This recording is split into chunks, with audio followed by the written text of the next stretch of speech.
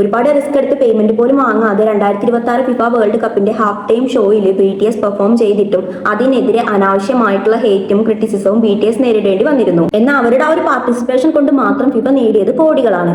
അവർ 2026 FIFA അവരുടെ charity ഓപ്ഷന്റെ ഭാഗമായി നടത്തിയ ഹാഫ് ടൈം ഷോയിൽ സെലിബ്രിറ്റീസ് ഉപയോഗിച്ചിരുന്ന ചില ഐറ്റംസ് ഓപ്ഷനിൽ വിറ്റിട്ടുണ്ട്.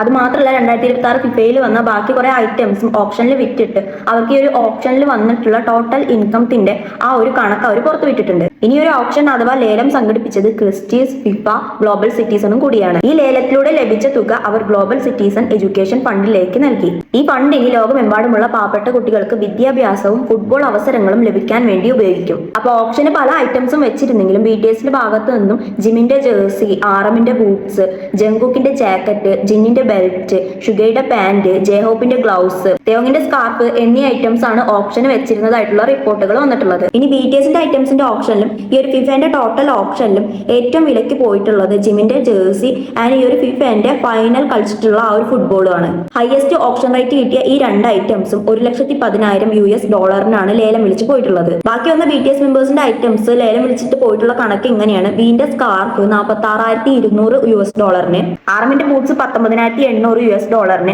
ജങ്കുക്കിന്റെ ജാക്കറ്റ് $46,200, ഷുഗയുടെ പാന്റ് $33,000, ജിന്നിന്റെ ബെൽറ്റ് $16,500, ജേഹോപ്പിന്റെ ഗ്ലൗസ് $28,600. ഇങ്ങനെ തുടങ്ങി BTSന്റെ ഐറ്റംസിന് മാത്രം $3,300,000 ഫിഫ ഈ ഒരു ലേലത്തിൽ കളക്ട് ചെയ്തിട്ടുള്ളത്. ഇനി ഒരു ഓപ്ഷന് പുറമെ BTS ഫാൻസ് ആയിട്ടുള്ള ആർമീസ് ഈ ഒരു ചാരിറ്റി ഫണ്ടിലേക്ക് $30,000 പിരിച്ചു നൽകിയിരുന്നു. ഇനി ടോട്ടൽ ഫിഫന്റെ ഈ ഒരു ഓപ്ഷൻ ഇൻകം എന്ന് പറയുന്നത് $6,52,630 ആണ്. ചുരുക്കത്തിൽ പറഞ്ഞാൽ എന്തിനാ BTS ഈ ഒരു ഫിഫയിൽ പങ്കെടുത്തതെന്ന പലരുടെയും ചോദ്യത്തിന് വായടുപ്പിക്കുന്ന തരത്തിലായിരുന്നു BTS കാരണം മാത്രം ഫിഫ ചാരിറ്റി ഫണ്ടിലേക്ക് വന്ന തുകയുടെ കണക്കുകൾ പുറത്തു വന്നപ്പോ.